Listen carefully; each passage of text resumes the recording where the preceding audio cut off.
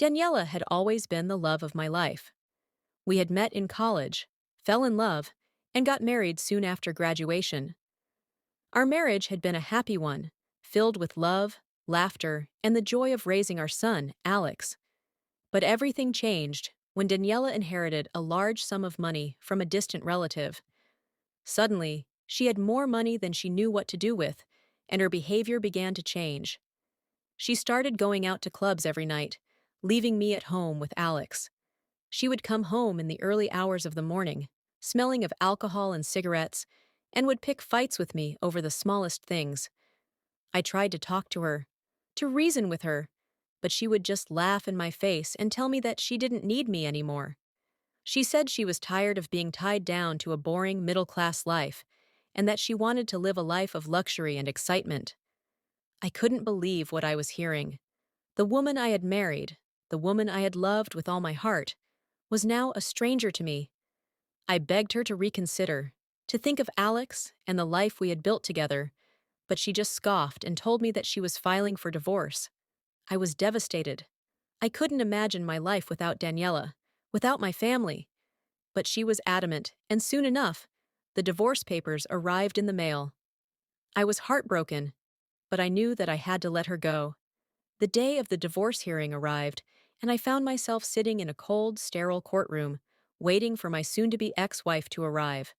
When she finally walked in, she was dressed in a designer outfit, with expensive jewelry adorning her neck and fingers. She looked like a completely different person, someone I no longer recognized.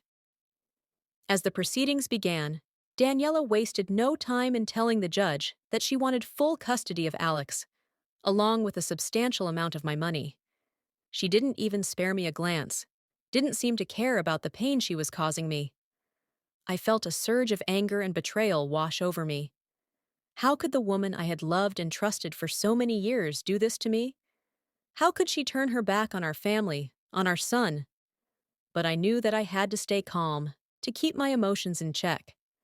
I couldn't let her see how much she had hurt me, how much I still loved her despite everything. I had to be strong for Alex, for myself. As the judge deliberated, I found myself lost in my thoughts. I thought about the good times Daniela and I had shared, the laughter and the love we had once had. I wondered where it had all gone wrong, how we had ended up here, in this cold, unforgiving courtroom. Finally, the judge made his decision. He awarded joint custody of Alex, along with a fair financial settlement that left both of us satisfied.